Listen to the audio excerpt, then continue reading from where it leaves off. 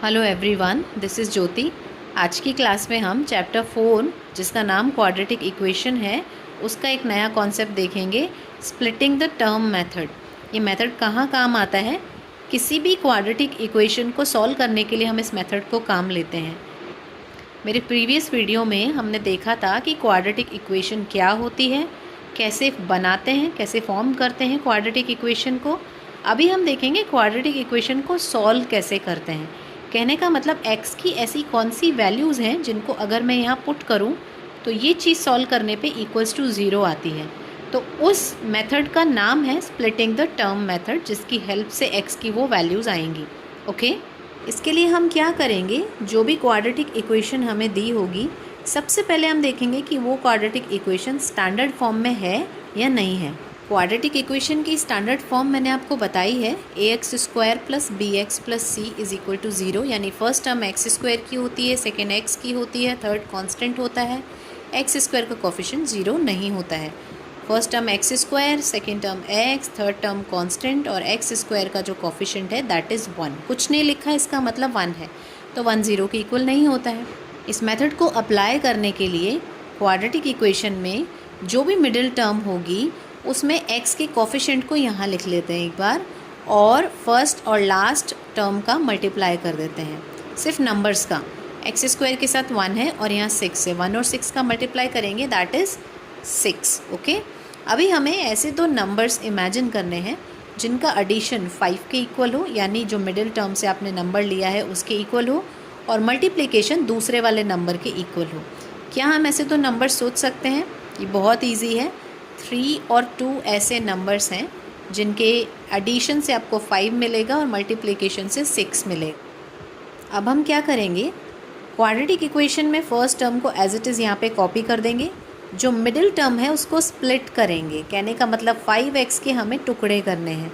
5x के टुकड़े क्योंकि हमने निकाल लिए हैं, 3 और 2 है, तो 5x को हम लिखेंगे 3x + 2x। आप इसे 2x + 3x भी लिख सकते थे, उससे कोई फ़र्क नहीं पड़ता। Last term as it is आ जाएगी, इक्वल्स टू 0 आ जाएगा। बेसिकली हमें सिर्फ मिडिल टर्म पे काम करना है। ओके, अब हमारे पास में 3 टर्म से बढ़ा के 4 टर्म्स हो गई हैं, तो हम दो के पेयर बना लेंगे, फर्स्ट 2 का और लास्ट 2 का। पेयर बनाएंगे तो फर्स्ट 2 के अंदर हमें कॉमन देखना है। x² है, यहाँ 3x है, तो x की एक पावर कॉमन आ सकती है, अंदर बच जाएगा x + 3। इन दोनों में देखें 2x और 6 में 2 कॉमन आ रहा है।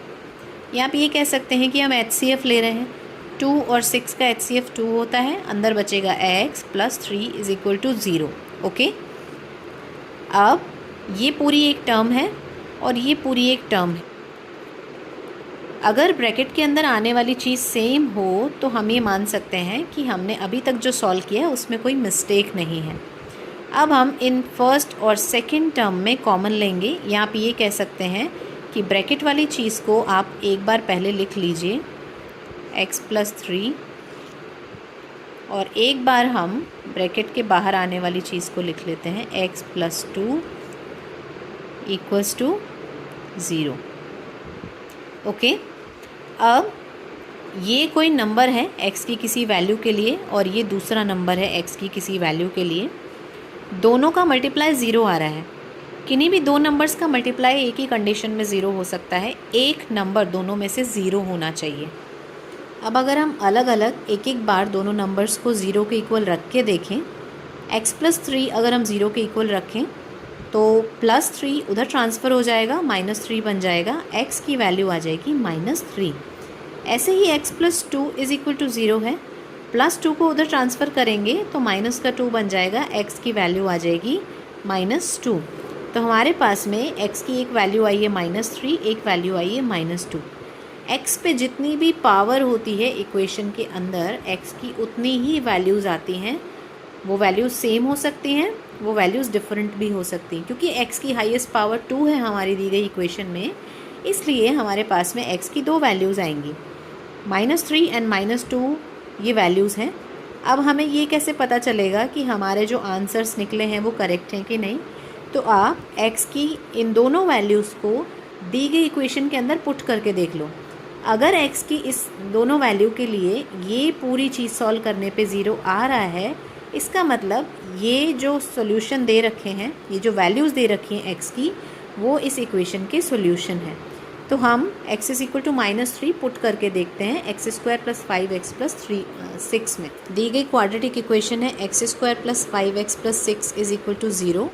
अगर हम इसमें ये वाला सॉल्यूशन, ये वाली वैल्यू पुट करें, x की जगह पे -3 लिखा, square as it is, plus 5 x की जगह -3 प्लस 6, ये हो गया -3 का स्क्वायर हो गया 9, 5 इंटू -3 हो गया -15 और ये हो गया प्लस का 6। -15 और प्लस के 9 से बनता है माइनस का 6 और प्लस का 6 इक्वल्स टू 0। इन दोनों को अगर ऐड करेंगे तो ये कैंसिल आउट होके 0 बना देंगे, तो 0 इज़ इक्वल टू 0। ये एक ट्रू रिज़ल्ट है, इसलिए हम कह सकते हैं कि ये वाली वैल्यू इस दी गई इक्वेशन को सेटिस्फाई कर रही है, इसलिए x इज़ इक्वल टू -3 इस क्वाड्रेटिक इक्वेशन का सॉल्यूशन है। ऐसे ही आप -2 के लिए भी चेक कर सकते हैं।